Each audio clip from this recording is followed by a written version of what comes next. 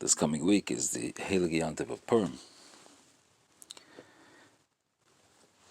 One of the fundamental lessons that's learned out from the story of the Megillah, something that the Chidushei HaRim points out, that as the story of Purim was playing out, there's no question that Klal Yisrael was very bewildered by how Hashem was orchestrating things. The Jewish people had a lot of questions on how Hashem was running the world. At first, Esther, the Tzaddikus, gets taken to be forcibly married to a non-Jewish king. How could Hashem let that happen to this righteous woman? What a terrible, terrible Chil Hashem. No answers to that question. Afterwards, Haman rises to power, the biggest anti-Semite in the country.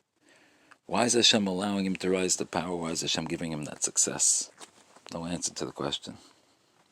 But in the end, all the questions were answered.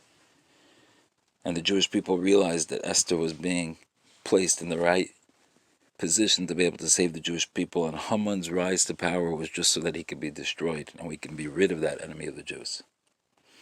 And all the questions were answered. And one can add that from the time that Esther was taken, the Megillah tells us that was in the 7th year of Achashverosh's reign. The Gzer of Haman didn't happen until the 12th year. For 5 years, Esther was in the palace of the king, and there were no answers for the Jewish people as to why Hashem made that happen.